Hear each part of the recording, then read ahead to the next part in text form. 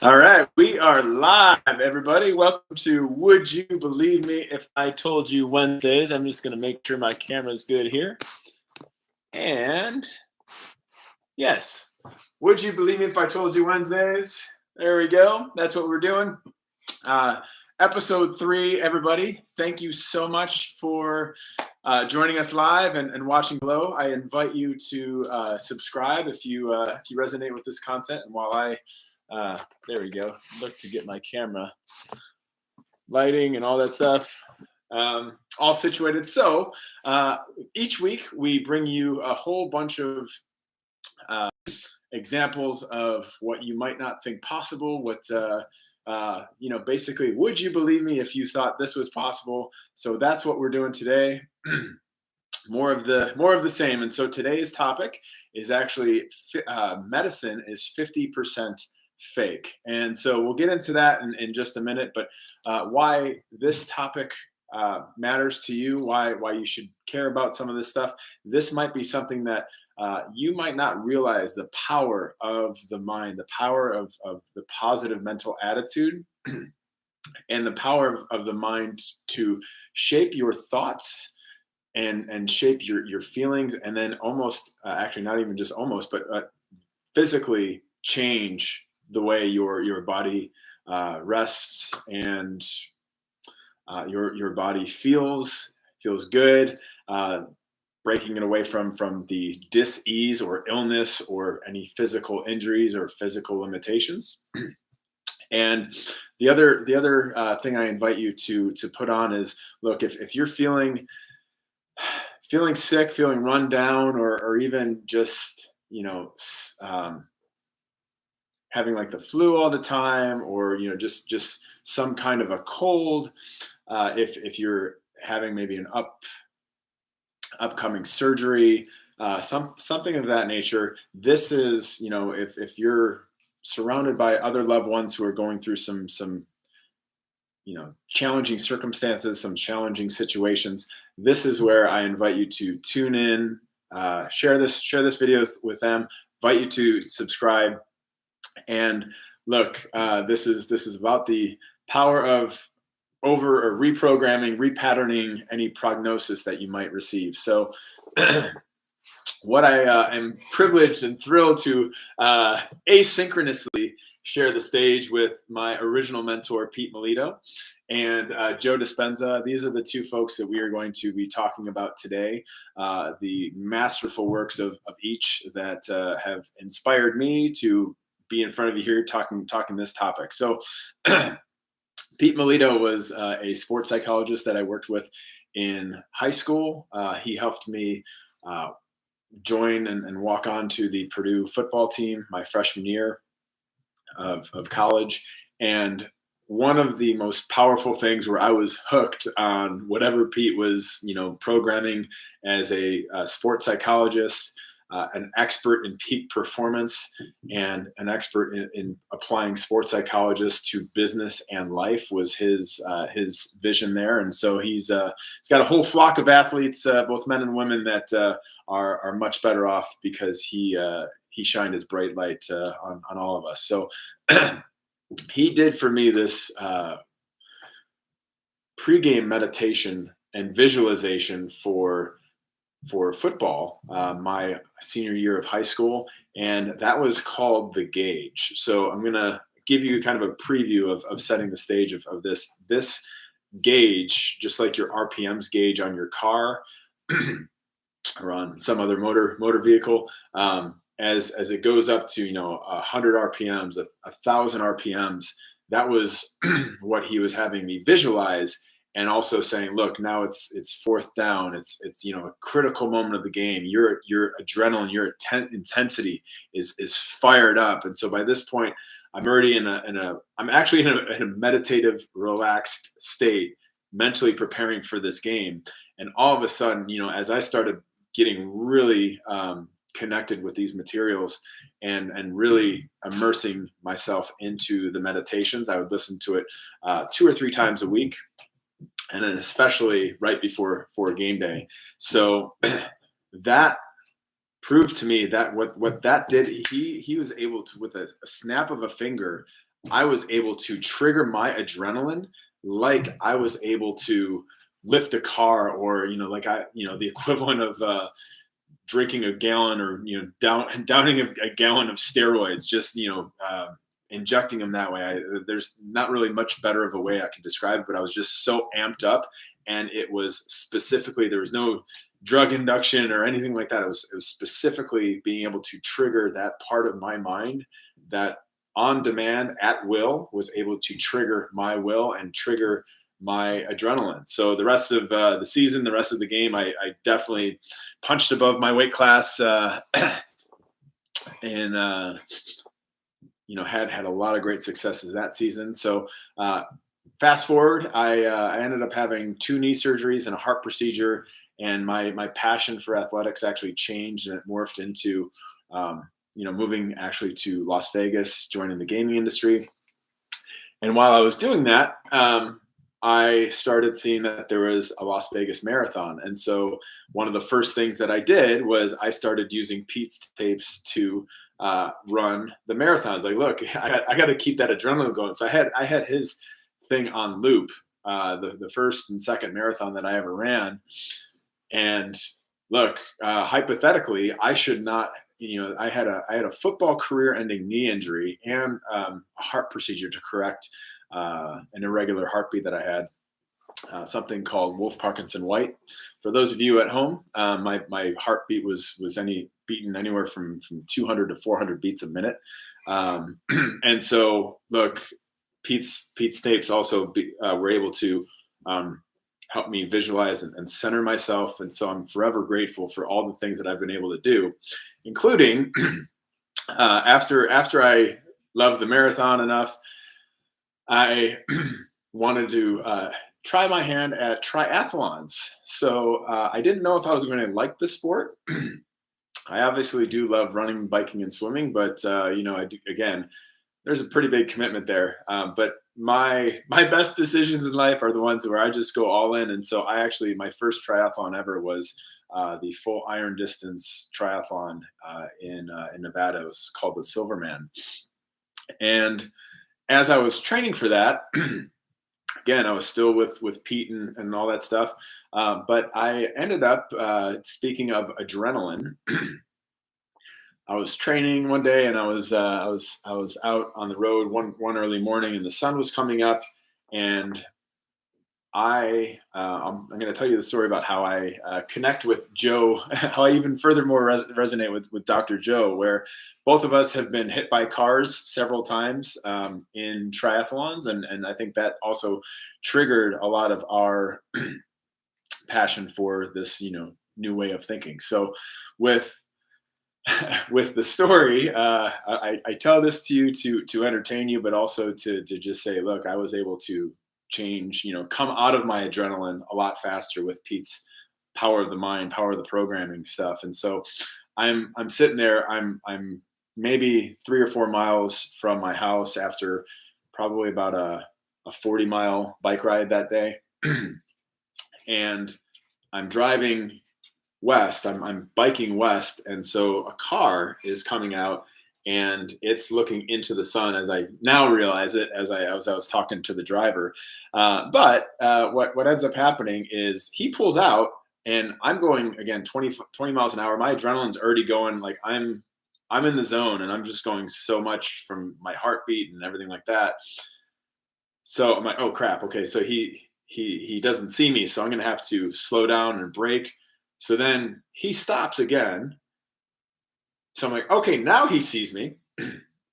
And then he pulls out again. And by this point, I'm going 25 miles an hour into his car. I'll say that I was more of the hammer this time. I may have hit a car on this occasion, whereas other times I've been the nail. I've been the one that was hit. But nonetheless, I turned my arm and completely take the full brunt of the hit with basically my bike tire and my shoulder, my whole right side of my arm. And I'm a little upset at this point, because I'm like, this guy doesn't know how to drive, and I'm just screaming my head off at him. I'm like, where'd you learn to drive? I'm probably using a whole bunch of things I'm not allowed to say on the air. And he gets out of his car, and it's North Las Vegas. It's if anybody knows North Las Vegas, it's not historically been a very safe place too. So he gets out of his car and he's yelling back at me.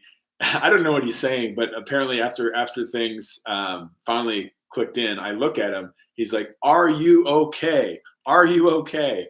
And he's got a handgun on his hip, and immediately there, I'm like, I'm fine. I'm fine. I'm trying to get on my bike. But by this point, actually, the fork of my bike had made the bike unrideable. I'm like, all right, well, this might have been a good life. So this anyhow, so he turns again, and it happened to be an off-duty police officer. So he ended up having his badge on the other side. I was like, oh, thank God. I'm like, I'm done swearing. I'm done having road rage, and he ended up actually paying to fix the bike. It was I'm so thankful, and he paid. He drove me home, and so ultimately that brings us to this gentleman here, Joe Dispenza. He was his story about him being hit by a car might not have been as funny as mine, but he was in a triathlon. I believe it was a competition actually, where he got hit by a car that rendered him paralyzed for a significant portion of time, and he was and was he's a doctor through the means of a chiropractor. So he is told, look, you are likely never going to walk again. And so he's in traction. He's in the hospital. He's like, look, I can. Maybe he was initially discouraged, but I think where he goes for the majority of his book and his book. So he's written the book, You Are the Placebo. Making Your Mind Matter is the tagline. He's also written Becoming Supernatural and Breaking the Habit of Being Yourself, which is all three of those books are great. I have his fourth book. I just haven't finished that one yet. So love his works, love everything. And what he's saying is like, look, this is not complicated. I know if I could fix this, if I could be the one who performs the procedure on myself, I could correct all of this as a chiropractor. I just need to visualize it. So with sitting there, a lot of traction, a lot of time on his hands, what he did, he put his power of his mind to work where he was visualizing him doing the procedure start to finish and without medication to keep his mind clear. So thrilled for this story. So because Dr. Joe has inspired in millions across the world. And so he ends up going through this procedure in his mind, and by the time he's able to do it start to finish without interruption and visualizing this whole thing, he's healed. He's now walking. He's a medical anomaly right now. But if you think about it, it's really not an anomaly if you know how powerful the mind is and your will. And so the interesting thing that this led him to pursue was, again, something that's called the placebo effect. And again, this is why this point matters to you guys is, look, you guys all might know that, hey, placebo pills or sugar pills that are used in medical trials. In his book, The Placebo Effect, or You Are the Placebo, it talks about a World War II medic that was actually the originator of why every single medical field trial, trial of any medication, any prescription, any drug that's supposed to help do anything, has to go through this placebo effect, this placebo test. And that stemmed from, again, a World War II medic that found that he had ran out of morphine to ease his soldiers where they'd maybe taken a gunshot wound or some other injury or wound in the war. So quickly thinking, he's like, I don't have any more morphine, and I'm far from my base. I'm far from the quartermaster. So let me go ahead and look. I don't know where this idea is coming from, but I'm going to start pushing saline to them and just lying. I'm going to lie to my squadron and say, oh, here's that morphine. He's pushing saline the whole time, but his shock was that because he believed it, he was transferring his energetic belief to his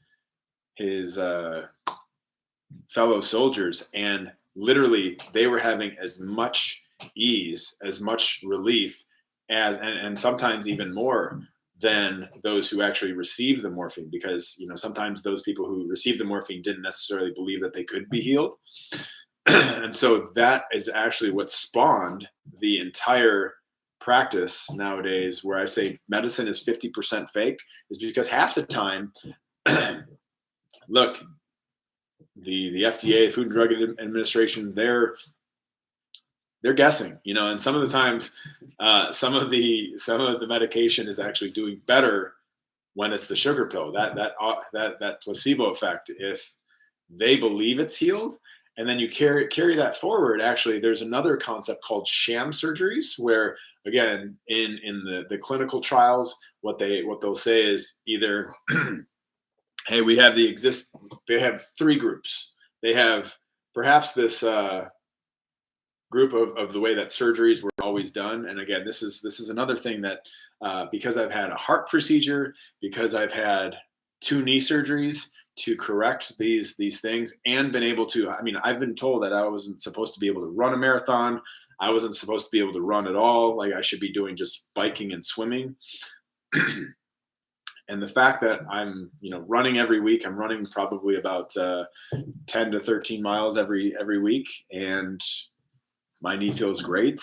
It wasn't in the initial moments, but I've started, taking it out of my mind. And so with sham surgeries, there's 3 things that happen. Either one person will go in and perform the surgery that has always happened. The next thing that might happen is they experiment with the new wave thing that they might be trying to say, hey, there's a new way of, repairing an ACL or a meniscus, some other operative procedure. And then there's a third category that's known as the sham surgeries, where they literally just cut you up. They cut you open. They give you anesthesia. They don't do anything.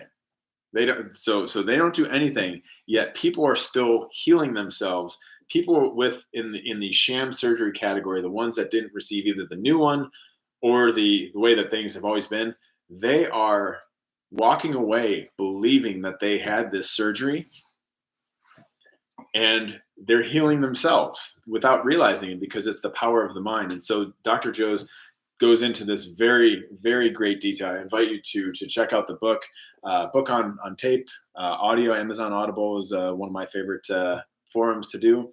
And look, again, the interesting thing is, as much as we would love to rely on medicine and pharmaceuticals and all that stuff, there is still up to 50% that all of that is fake, because all of it is in the mind. All of it is in the power of your intention, the power of, hey, I'm getting healed. There's people, if anybody's seen the documentary The Secret, there's people who have literally laughed themselves to better health by watching comedies, just by changing their vibration and their aura. And this is just one last reminder that each and every one of us are far more powerful beyond measure, and far more powerful than any situation, circumstance, or condition that we might be feeling in a health environment, and especially in illness or dis-ease. So as you're heading out into these next 7 days, up until next week's Would You Believe Me If I Told You Wednesdays, I invite you to put on the thought, notice the thoughts that you're thinking about your health. Are these expansive thoughts? Are these like, I feel just so incredibly vibrantly healthy, vibrant, dynamic wellness? Or are you putting your intention on, are you using your imagination to say, hey, I might get sick. I might have disease, which is literally dis-ease. It's the 2 words together. It's like, look, this health can be easy. life is meant for us to be healthy and enjoyable and enjoy vibrant dynamic health, and nobody has to live in pain. There is a choice, and if you program your mind right, again, some of the Western medicine, especially, like, it might be a good thing to immediately help the the pain management, but from a sustained uh, perspective, I would invite you to consider training your mind about how you choose health, choose happiness, and for those of you who know of a friend, a family, a loved one, also perhaps going through a challenging situation with their health, or a medical issue, I invite you to either give them the teachings of Joe Dispenza, or even just this brief episode here. And up until then, again, please subscribe. Please give us the comments. See what you like about this show, and we will see you next Wednesday. Have a wonderful, wonderful week and weekend, everybody, and we'll see you soon.